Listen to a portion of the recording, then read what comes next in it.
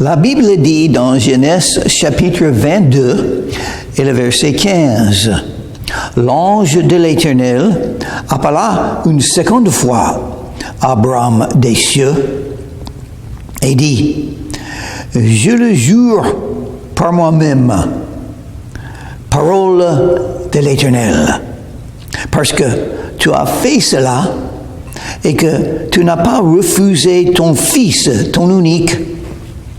Et qu'est-ce qu'Abraham a fait? Il était prêt à sacrifier son propre fils, Isaac, selon le commandement de Dieu. Abraham était prêt à perdre ce qu'il aimait tellement. Et ce n'est pas seulement ce qu'Abraham aimait, mais c'était selon l'appel de Dieu et la promesse de Dieu. Dieu a fait la promesse à Abraham que la postérité d'Abraham serait grande et des nations devraient sortir d'Abraham. Et les nations des Juifs et les nations des Arabes. Et ça est arrivé. Mais sans Isaac, ça n'arriverait pas. Surtout pas en ce qui concerne le pays d'Israël. Mais la chose la plus importante pour Abraham, c'était obéir Dieu, faire la volonté de Dieu, suivre ce que Dieu veut. Il était prêt à le faire. Il était prêt à sacrifier son fils, bien entendu. Il n'a pas fait parce que ce n'était pas en réalité la volonté de Dieu. Des fois, dans la vie chrétienne, si vous vivez la vie de foi, il va sembler que vous allez perdre si vous suivez le Seigneur. Mais en réalité, le contraire arrivera. Tu vas gagner. Parce que Dieu sait mieux que nous. Et il nous donne des épreuves.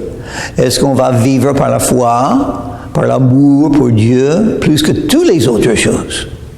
Même la famille, même les enfants, même un fils de promesse, comme ça. Et donc, Dieu a dit à Abraham, parce que, on va parler de ça, verset 17, « Je te bénirai et je te multiplierai ta postérité comme les étoiles du ciel et comme le sable qui est sur le bord de la mer. Et ta postérité possédera la porte de ses ennemis. » Pourquoi Dieu aimait Abraham tellement, après avoir été prêt de sacrifier son fils? Parce que c'est ce que Dieu a fait pour nous. Dieu a donné son fils unique, Jésus-Christ. Et c'est dit très clairement dans l'Évangile selon Jean, chapitre 3 et le verset 16. Car Dieu a tant aimé le monde qu'il a donné son Fils unique, afin que quiconque croit en lui ne périsse pas, mais qu'il ait la vie éternelle. Dans quelle manière Dieu a donné son Fils? Il a envoyé Jésus dans le monde. Jésus a vécu comme un être humain, avec toutes les souffrances et difficultés de la vie humaine. Jésus, le seul qui n'a jamais péché, est allé à la croix de Calvaire et savait qu'il devait mourir, qu'il allait être délivré, l'objet de la haine de la part des chefs des religions, de la part des chefs des pays. Hérode et Pilate n'ont pas aidé, malgré le fait que Jésus était innocent. Il a été condamné, il a été tourmenté, il a été tué sur le croix de Calvaire. Pourquoi? C'était le plan de Dieu. Dieu a donné son Fils jusqu'à la mort pour nous délivrer, pour nous pardonner, pour pouvoir nous pardonner, pour nous sauver de nos péchés et de l'enfer. Parce que Dieu est amour. C'était son plan, son dessein, son idée de nous donner son fils. Donc ce qu'Abraham a fait a beaucoup plu à Dieu. Parce que Dieu lui-même ferait la même chose. Mais jusqu'à la mort. Toutes les nations de la terre seront bénies en ta postérité parce que tu as obéi à ma voix. Des récompenses pour obéir Dieu. Il y en a. Des punitions, des pertes pour ne pas obéir Dieu. Il faut faire attention. Dieu est saint, il est juge de tout. Il ne faut pas perdre ce que vous pouviez avoir. Il ne faut pas le perdre. Comment le gagner? Comment le garder? Comment accomplir quelque chose dans le dessein de Dieu? Obéir Dieu. Ça veut dire être soumis. Ça veut dire vouloir l'obéir, chercher à le plaire. C'est tout ce qu'il faut. Comme l'apôtre Paul a dit, l'instant qu'il a vu Jésus sur le chemin envers Damas, l'apôtre Paul a dit, Seigneur, que veux-tu que je fasse? C'est exactement l'attitude d'Abraham et de nous, si nous voulons suivre Jésus-Christ. D'être soumis à Dieu, chercher la volonté de Dieu, vouloir plaire à Dieu plus que les hommes, plus que moi-même, prêt à tout perdre pour faire l'œuvre de Dieu. Est-ce qu'on est prêt à tout perdre? Et comment est-ce que les nations de la terre, toutes les nations de la terre seront bénies en la postérité d'Abraham? Comment ça c'est possible? Parce que Jésus est venu de tribu de Juda. Jésus est venu dans le lignage de David. Jésus est venu un fils d'Abraham. Et même le Nouveau Testament s'ouvre avec les mots « Le livre de la génération de Jésus-Christ, fils de David, fils d'Abraham. » Jésus est l'accomplissement de cette promesse. Jésus-Christ, Jésus le Messie, Jésus de Nazareth. Jésus qui est le sauveur du monde maintenant. Qu'est-ce que Dieu a dit? Toutes les nations de la terre. Parce que dans chaque nation de la terre, il y a ceux qui viennent à Jésus. Il y a ceux qui croient en Jésus. Il y a ceux qui sont pardonnés de leurs péchés. Selon cette promesse de toutes les nations. Et un jour, nous serons tous ensemble dans la présence de Dieu, dans la présence de Jésus, pour le louer et pour reconnaître que Dieu a gardé sa promesse à Abraham. Si vous voulez entrer dans cette promesse, vous pouvez. Il faut simplement venir à Jésus, croire en lui, vous confier en lui, et vous ferez part de cette grande promesse que Dieu a faite à Abraham. Chaque fois que quelqu'un dans ce monde est à genoux, en train de prier Jésus, invoquer son nom, chaque fois, c'est l'accomplissement encore de cette promesse. Parce qu'on vient à Jésus quand on est appelé par le Saint-Esprit. On vient à Jésus quand on est prêt à suivre Dieu comme Abraham a fait. Et à avoir la même foi qu'Abraham avait.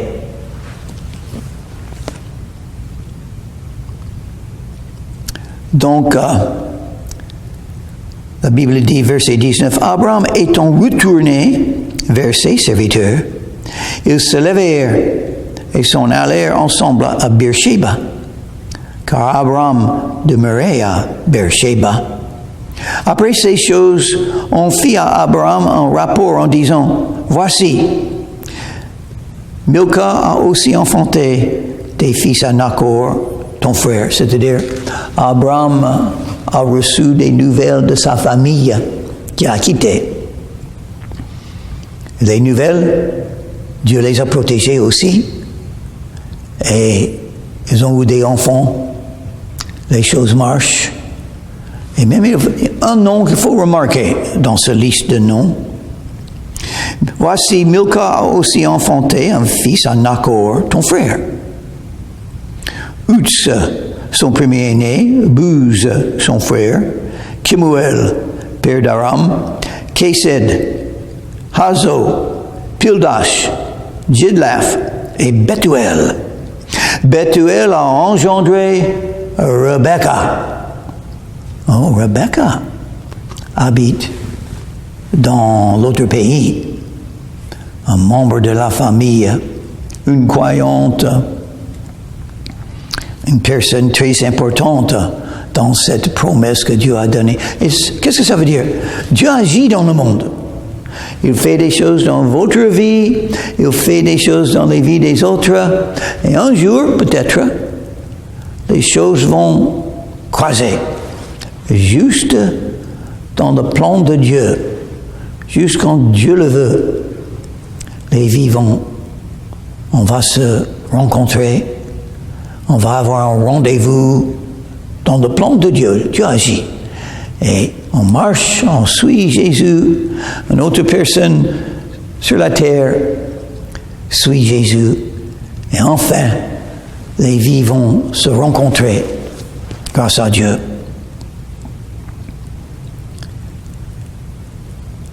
Rebecca.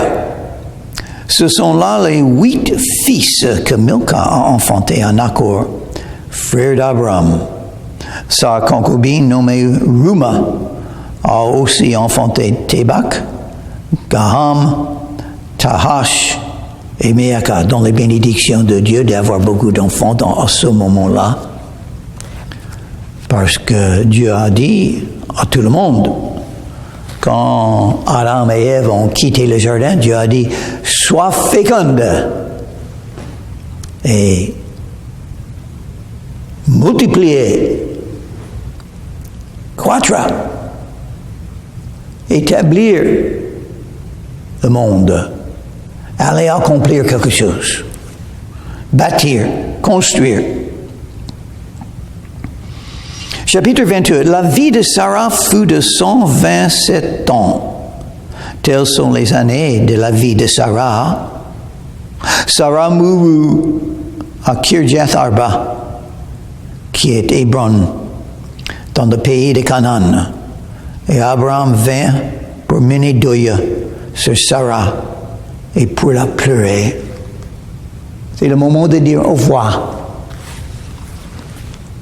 Et ça arrive dans la vie, n'est-ce pas? Ça nous rappelle du fait que la vie est temporaire, la vie passe vite, et nous allons tous mourir, donc il faut être préparé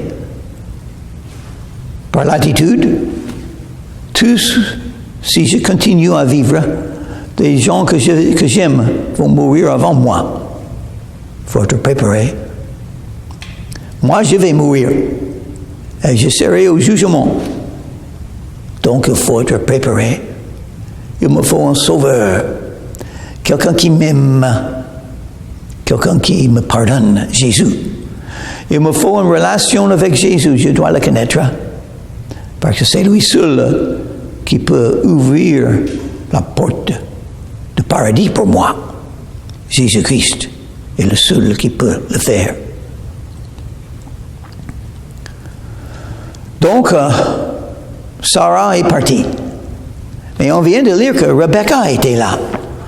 Et oui, Rebecca et Isaac vont se marier, seront un couple. Un bon couple. Un couple qui s'aime. Un couple dans le plan de Dieu. Un couple selon la promesse de Dieu à Abraham. Parce que Dieu agit. Il fait sa volonté, il a un dessein. Vous pouvez être dans le dessein de Dieu si vous voulez vous soumettre à Dieu et le prier. Abraham se leva de devant son mort et parla ainsi au fils de Heth. Je suis étranger et habitant parmi vous. Donnez-moi la possession d'un sépulcre chez vous pour enterrer mon mort et l'ôter de devant moi. Donc, voilà, on a un exemple. Enterrer, l'enterrement, Ça, c'est l'exemple de la Bible. C'est une bonne idée de suivre cet exemple parce qu'il y aura une résurrection. Les fils de Heth répondirent à Abraham en lui disant, « Écoute-nous, mon Seigneur, tu es un prince de Dieu au milieu de nous. Enterre ton mort dans celui de nos sépulcres que tu choisiras. Aucun de nous ne te refusera son sépulcre pour enterrer ton mort. » Abraham se leva et se prosterna devant le peuple du pays, devant les fils de Heth. Une partie de la vie, dire au revoir à ceux qui sont partis avant nous. Moi, j'aime les enterrements parce que c'est un moment quand les gens viennent. Souvent des gens qui ne viennent jamais au culte. Donc pour moi, un prédicateur, c'est une occasion de prêcher l'Évangile, parler de Jésus et le salut, parler de le royaume de Dieu et l'importance d'y arriver. Parce que je crois qu'il y a beaucoup de gens qui oublient le fait qu'ils vont mourir. C'est pas dans leur tête. Mais je crois que c'est une bonne idée d'en réfléchir parce que ça va arriver. Il faut être préparé. Il n'y a rien de plus important que d'être sauvé. Sauvé parfois en Jésus. Donc, si vous réfléchissez sur le fait que vous allez mourir un jour, peut-être aujourd'hui, il faut venir vite à Jésus, être sauvé par lui, pour pouvoir le suivre et, après la mort, d'être éternellement dans le paradis. C'est un don gratuit. Vous pouvez l'avoir. Il faut simplement vous repentir et venir à Jésus. Et il leur parla ainsi, « Si vous permettez que j'enterre mon mort et que je l'ôte de devant mes yeux, écoutez-moi et priez pour moi, Ephron, fils de Soar, de me céder la caverne de Macpéla, qui lui appartient, à l'extrémité de son champ, de me la céder contre sa valeur en argent, afin qu'il me serve de possession sépulcrale au milieu de vous. » Ephron était assis parmi les fils de Heth, et Ephron, le Héthien, répondit à Abraham en présence des fils de Heth et de tous ceux qui entraient par la porte de sa ville. « Non, mon Seigneur, écoute-moi, je te donne le champ et je te donne la caverne qui y est. Je les donne aux yeux des fils de mon peuple. Enterre ton mort. » Abraham se prosterna devant le peuple du pays. Abraham avait sagesse. Pour que ça lui appartienne, il faut payer. Il n'aimait pas les dons. Il aime payer pour ce qu'il avait. Je suis d'accord avec Abraham. C'est mieux de payer soi-même que de recevoir les dons, même en prêchant l'Évangile. Donc je remercie Seigneur, j'ai quelques jours que je peux prêcher l'Évangile, enseigner la Bible sans chercher les dons des autres.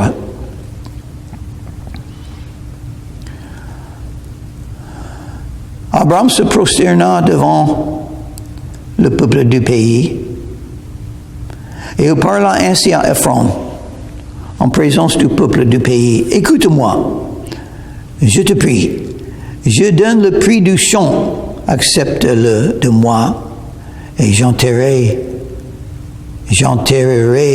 mon mort. » Et Ephron répondit à Abraham en lui disant, « Mon Seigneur, écoute-moi, une terre de 400 cycles d'argent, est-ce que cela entre moi et toi enterre ton mort? » Donc, il aimerait bien avoir l'argent, Ephron. Et comme ça va appartenir vraiment à Abraham. Personne ne peut revenir plus tard et dire, « Oh, c'est pas à vous, vous n'avez rien payé. » Donc, Abraham a compris comment les gens pensent.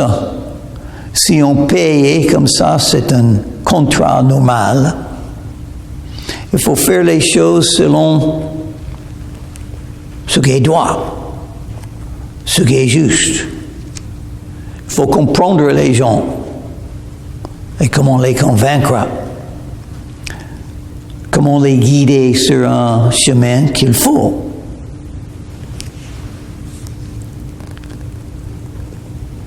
Abraham comprit Ephron et Abraham pesa Ephron l'argent qu'il avait dit en présence des fils de Heth, 400 cycles d'argent et en cours chez le marchand. Donc, Abraham a tout payé. Pas de dette. Il a tout payé, ce qu'il devait payer. Il n'a pas demandé un prix plus bas. Il a tout payé. Le champ d'Ephron en Macpéla, vis-à-vis de Mamré, le champ de la caverne qui y est, et tous les arbres qui sont dans le champ, et dans toutes ses limites alentour, devinrent ainsi la propriété d'Abraham aux yeux des fils de Heth et de tous ceux qui entraient par la porte de sa ville. Aussi, ça symbolise que tout ce pays va appartenir à la postérité d'Abraham. Donc, quand Abraham a cherché à gagner une petite partie de cette terre, ça a marché. C'est à lui maintenant. Et maintenant, tout le pays de Canaan est à la postérité d'Abraham, selon la promesse de Dieu. Si Dieu veut que quelque chose marche, ça va marcher. Si Dieu ne veut pas, ça ne marchera pas. Parce que tout appartient à Dieu. C'est lui qui décide qui va gagner une terre par là ou une terre par ici. Dieu est le chef, le maître. Jésus est le Seigneur des Seigneurs. Après cela, Abraham enterra Sarah, sa femme, dans la caverne du champ de Macpéla, vis-à-vis de Mamré, qui est Hébron, dans le pays de Canaan. Le champ et la caverne qui y est demeurèrent à Abraham comme possession sépulcrale, acquise des fils de Heth. Chapitre 24. Abraham était vieux. Sa femme est morte. Avancé en âge. Et l'Éternel avait béni Abraham en toutes choses. Et ça arrive à tous les croyants qui obéissent Dieu, qui suivent Jésus. Abraham dit à son serviteur, le plus ancien de sa maison, l'intendant de tous ses biens, mais je te prie ta main sur ma cuisse. Et je te ferai jurer par l'Éternel, le Dieu du ciel et le Dieu de la terre, de ne pas prendre pour mon fils une femme parmi les filles des Canaaniennes, au milieu desquelles j'habite. Quelque chose de très important à Abraham. À ce moment, à l'époque, il y a presque 4000 ans, les parents ont souvent décidé qui on va marier. Abraham, le fils d'Isaac, va décider, mais la sagesse. Et on verra la main de Dieu. C'est Dieu qui va décider. Mais Abraham va faire ce qu'il peut faire. Abraham comprend un principe spirituel, un principe très important pour le mariage. Il ne faut pas se marier avec les non-croyants. Il ne faut pas se marier avec quelqu'un qui n'est pas né de nouveau. Il ne faut pas se marier avec quelqu'un qui n'aime pas Jésus. Donc il faut très bien connaître qui sera votre époux ou épouse. Abraham connaissait les gens de Canaan. Ils n'étaient pas des vrais croyants. Ils étaient des païens qui ne connaissaient pas Dieu, qui ne servaient pas Dieu. Ça serait, à son avis, et il avait raison, ça serait horrible pour son fils Isaac de se marier avec une femme des Cananéennes. Donc, il a fait jurer son serviteur de ne pas prendre une femme parmi les Cananéennes pour Isaac, mais d'aller dans mon pays et dans ma patrie prendre une femme pour mon fils Isaac. Parce que Abraham a eu des nouvelles de sa famille. Et tout marche bien là-bas. Et ils ont eu des fils et des filles. Et ils étaient sans doute des croyants comme Abraham. La famille d'Abraham. L'origine d'Abraham. Si vous êtes sage, vous allez faire la même chose. Je vais lire un passage de la Bible. Ce principe est enseigné, très important. Parce qu'un couple doit servir le Seigneur ensemble. Donc, si ce couple, si tous les deux ne sont pas des serviteurs de Dieu, il y aura des limites. On sera limité ce qu'on peut faire. Parce que le non-croyant ne va pas prier, ne va pas avoir une vie de foi, ne va pas chercher la communion fraternelle. Le non-croyant aura un grand besoin d'être sauvé, mais sans être sauvé, il ne peut pas servir le Seigneur. 2 Corinthiens chapitre 6, verset 14. Ne vous mettez pas avec les infidèles sous un joug étranger, car quel rapport y a-t-il entre la justice et l'iniquité? Ou qu'y a-t-il de commun entre la lumière et les ténèbres? Quel accord y a-t-il entre Christ et Bélial? Ou quelle part a le fidèle avec l'infidèle? Quel rapport y a-t-il entre le temple de Dieu et les idoles? Car nous sommes le temple de Dieu vivant, comme Dieu l'a dit. J'habiterai et je marcherai au milieu d'eux. Je serai leur Dieu et ils seront mon peuple. C'est pourquoi, sortez du milieu d'eux et séparez-vous, dit le Seigneur. Ne touchez pas à ce qui est impur et je vous accueillerai. Je serai pour vous un père, et vous serez pour moi des fils et des filles, dit le Seigneur Tout-Puissant. 1 Corinthiens chapitre 7. L'apôtre Paul est en train d'enseigner des choses en ce qui concerne le mariage. Et verset 39. Il va parler d'une femme qui est toute seule. Si vous êtes toute seule, vous pouvez vous marier. Mais si vous êtes croyante, il faut trouver quelqu'un qui est croyant. C'est-à-dire qui aime Jésus. C'est-à-dire qui suit Jésus. Une femme est liée aussi longtemps que son mari est vivant. Mais si le mari meurt, elle est libre de se marier avec qui elle veut. Seulement que ce soit dans le Seigneur. Seulement. Faire attention. Le mariage, ça peut vous faire beaucoup de mal, beaucoup de souffrance, beaucoup de troubles. Même si vous trouvez la personne que Dieu a choisie pour vous.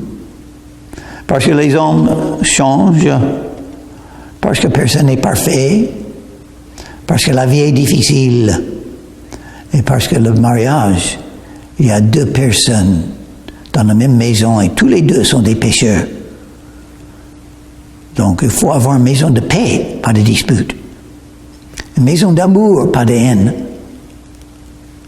Et il faut faire attention. Donc c'est exactement ce qu'Abraham fait maintenant. Le livre de Genèse, chapitre 24. Il a fait jurer à son serviteur de ne pas prendre une fille des habitants des Cananéens pour son fils Isaac.